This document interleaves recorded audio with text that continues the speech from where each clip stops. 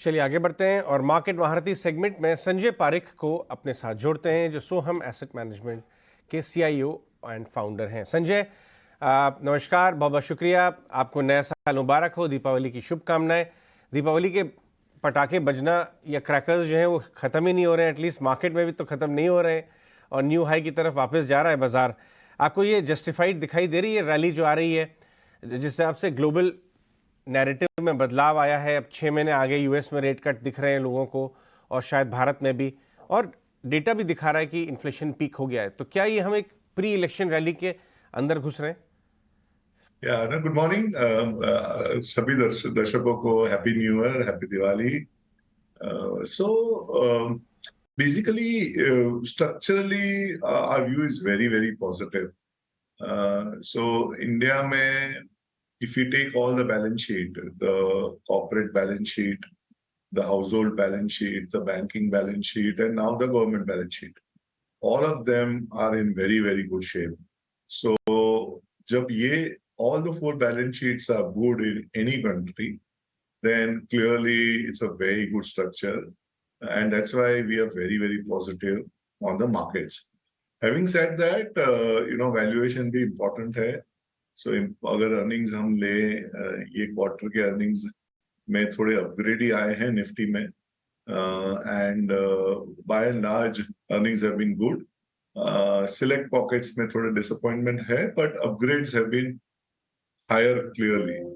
सो अगर हम अर्निंग्स लें निफ्टी का 23-24 का, अराउंड 970, एंड देन 425 में it should be around 1100, and now our risk premium certainly has been lower. So if you take cost of equity 12% का, तो given that last 5 years हम लोग 20 टाइम पे ट्रेड हुए हैं, and if we take 20 times on 1100 rupees earnings, we are talking about 22,000 in 9 to 12 months. So from here also 12-13% का return है, and this is in sync with nominal GDP, which is 11-12%. Nifty के companies थोड़े अच्छे करेंगे, and that is a good expectation to have. Having said that, 3 से 4% का risk market में is always there, because world में chaotic situation है, geopolitical issue, war, even US will have a soft landing, hard landing. We have to see through it. So those risks remain, and hence there is always some risk. But अगर कोई market react होता है, that would be a very good opportunity to buy. और यहाँ से भी अगर expectation reasonable है, तो it's a good time to buy. Right Sanjay, ये तो बात हो गई बाजार की। अभी आप ये बताइए कि आप अप्रोच कैसे कर रहे हैं? आप फुली इन्वेस्टेड है या कुछ स्टेट इलेक्शन या वगैरह इलेक्शन के मैटर्स को लेके थोड़ा कैश, अपॉर्चुनिस्टिक कैश साइड में बिठाए रखे हैं? क्योंकि ये बातें तो आपने बताई ज़्यादा स्ट्रक्चरल दिख रही हैं, बियॉन्ड 6 महीने के व्यू है ये जो पॉजिटिव स्टांस है, लेकिन बाजार का एक तबका है जो थोड़ा कॉशियस रहता है इन सब चीज़ों को लेके। क्या इस समय बाजार में फुली इन्वेस्ट रह के रिग्रेट करना बेटर है अगर बाजार 10% घट गया, 15% घट गया, या कैश रख के बाद में रिग्रेट करना बेहतर है कि अगर भाग गया यहाँ से 50% या 25%, फिर आप चेज कर रहे हैं, तो कौन सी रिग्रेट बेटर रहेगी? Valid question. सो हमारा आज कैश अराउंड 3.5% है फंड में, and that also is our view के यहाँ से, if you and we write in a quarterly as well, कि हमें 18,800 19,000 से नीचे मार्केट नहीं लग रहा है। Now you can never say never. In an extreme scenario, there's always a small probability, but that level will be very very comfortable to aggressively invest. So ये हमारा view है, and the framework that we use, I told you, in terms of earnings and price earnings for next year. अगर यहाँ से भी 12-13%, but अगर 19,000 होता है तो 15% return is a very good return. So return expectation reasonable रहना चाहिए, and given the other asset class के रिटर्न्स आप देखिए तो 13 से 15% return is not bad at all. So that is where I think बड़ा कैश रखना is not, I would advise. Having said that, we have political events in the state, and then of course the big Lok Sabha elections. Of course, people would watch it, and we like to see that. I mean, there are expectations on state side also. We've seen polls for the 2024 elections as well. So वो हमें देखना है, वो event important है, but we genuinely believe के the 18,800, 19,000 is a very, very good attractive entry zone for investors. So बड़ा cash रखना is not our view. ठीक है। संजय जी नमस्कार, अभिषेक बोल रहा हूँ सर। आपकी दृष्टि से जरा हम ग्लोबल पिक्चर को और समझेंगे, क्योंकि हम देख रहे हैं कि एफआईज लगातार चौथे महीने है कि जब वो नेट सेलर्स हैं यहाँ पर इंडिया में, और अब अमेरिका से कुछ आंकड़े अच्छे आ रहे हैं। हालांकि फेड की पॉलिसी पर नज़र होगी ये दिसंबर वाली पर, लेकिन अमेरिका से अच्छे आंकड़े, चीन से भी बेहतर संकेत आ रहे हैं। रिटेल सेल्स के अच्छे डेटा आए, जीडीपी के अच्छे आंकड़े आए थे, इंडस्ट्रियल प्रोडक्शन के अच्छे आंकड़े आ गए। तो क्या आप एफआईआईज के को लेकर थोड़े से चिंतित हैं, या फिर बाजार को बहुत परेशान नहीं करेगा फैक्टर ये? नहीं अभिषेक भाई, बेसिकली जेन्युइनली एफआईआई अगर सेल करता है, we be happy actually, because आपको फिर अच्छे लेवल मिलेगा माल लेने के लिए। बिकॉज अगर वो लोग बाय करने लगे तो at times you see that you don't get stocks at good valuation. So I always, in my career, जब FII बेचता है, it's an actual opportunity to buy. Having said that, we have around 650 FIIs, and all of them would have different strategy. But India में जो growth है, world में कहीं नहीं है. The only argument उनके साथ जब बात होता है कि valuation इतने reasonable नहीं है, barring China, जो it's less than 10 times. And आपने जो बोला हो कि अगर यूएस सॉफ्ट लैंडिंग होता है तो is US itself not attractive, but मुझे लगता है it's an allocation issue, and equity allocation में क्लियरली बायस पॉजिटिव है, एंड वो इक्विटी एलोकेशन में इंडिया को उनका शेयर बढ़ना ही चाहिए।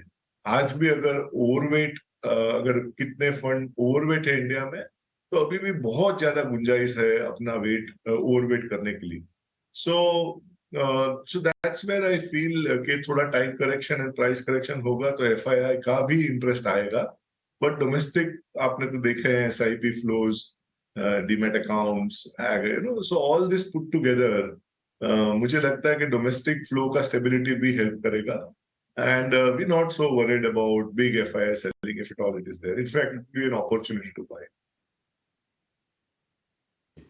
सर देखिए, आप कह रहे हैं कि जो करेक्शन आया उसको अपॉर्चुनिटी तौर पर देखना चाहिए, लेकिन होता है क्या ना कि बाजार की आयरनी है कि 5-6% यहाँ से जो स्लिप होंगे इतने लोगों की हार्ट बीट बढ़ जाएगी, मंदी की बातें होने लगती हैं। हालांकि एक रिकवरी हमने देख ली है, 19,700 के आसपास निफ्टी आ गया है। तो जो आप वैल्यूएशन की बात कर रहे हैं सर, ये बताइए कि अभी भी अगर इस लेवल पर बात करें मार्केट में, तो फेयरली वैल्यूड कौन से सेक्टर्स हैं? अगर आप स्टॉक्स मेंशन करना चाहें तो आप वो भी कर सकते हैं।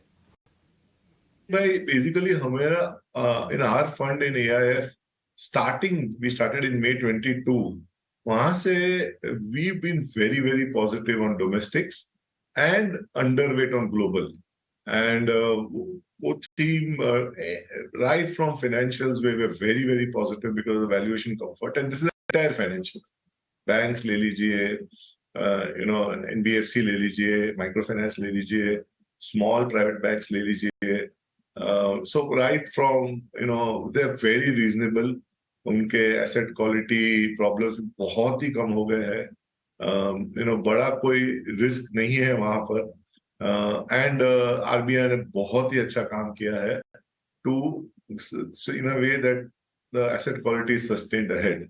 सो एंड मैंने एटलीस्ट मेरे 20-year कैरियर में इतने रीजनेबल वैल्यूएशन नहीं देखे हैं when the book is very clean.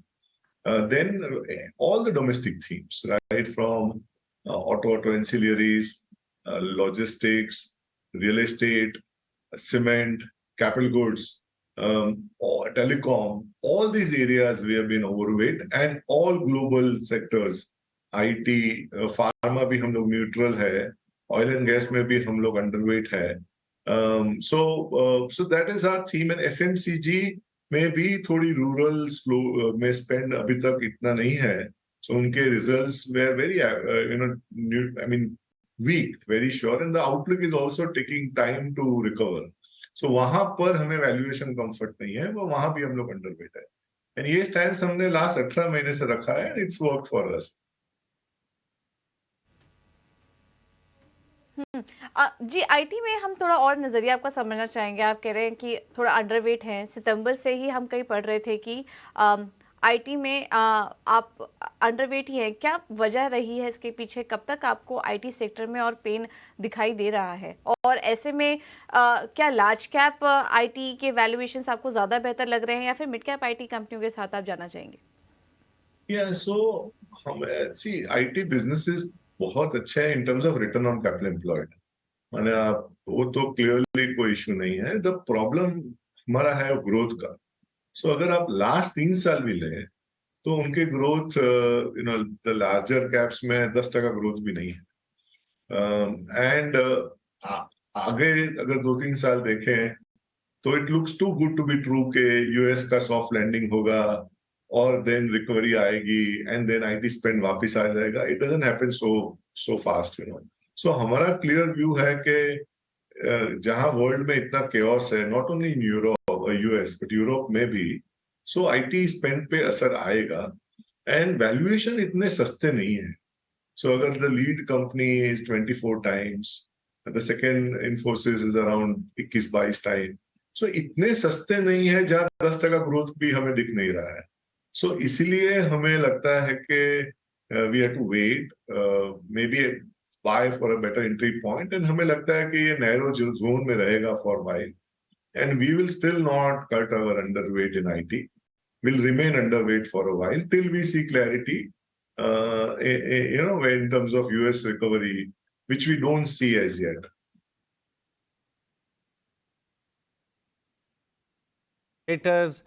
Transformer या केबल एंड वायर कंपनी कैसे पार्टिसिपेट कर रहे हैं? Sorry, I missed it. Sorry. Power sector में पूरी वैल्यू चेन में आप पावर फाइनेंसियर्स ले रहे हैं, जेनकोज, रिन्यूएबल या wire and cable? Yeah. So हमें we like utilities, हमें न्यू एनर्जी कंपनी अच्छी लगती है। We own JSW Energy,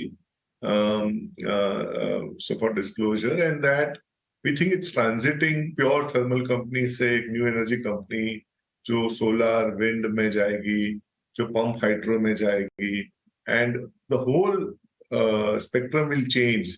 जहाँ ऑलमोस्ट 100% थर्मल था 2-2.5 साल 3 साल पहले, वो 75% न्यू एनर्जी रहेगा।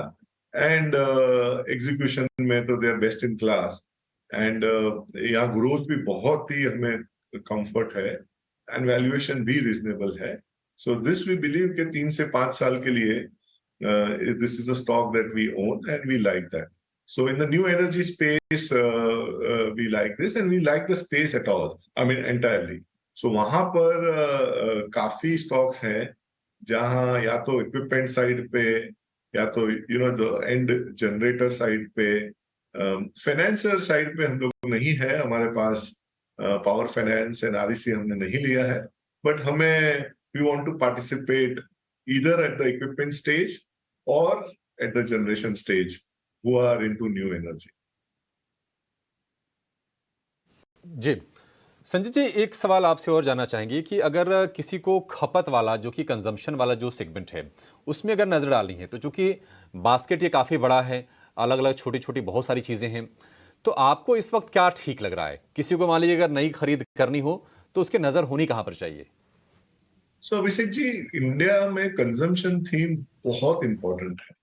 वेरी वेरी क्लियरली ये बहुत ही बड़ा एज यू सेड बास्केट है, एंड वो कंटिन्यूटी का बिजनेस है।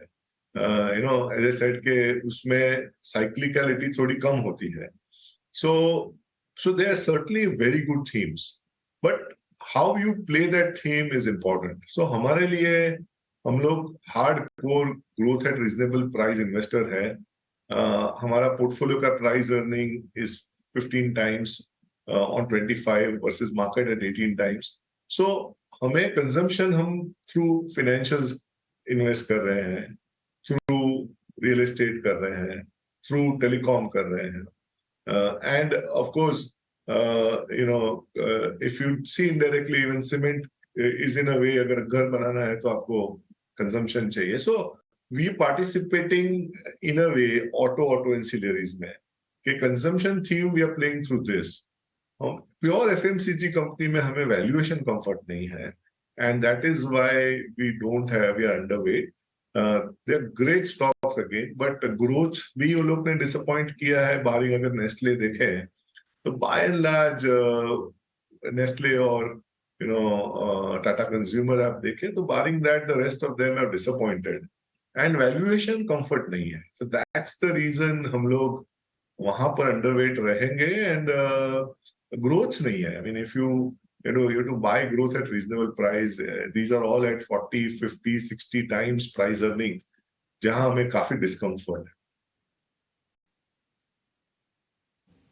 ठीक है संजय जी, बहुत शुक्रिया आपका. आपने ये सारे सवालों का बहुत ही मतलब क्लैरिटी के साथ आपने जवाब दिए और बड़ा मजा आपसे बातचीत करके. बहुत शुक्रिया सर Thank you. समय देने के लिए. Thank you.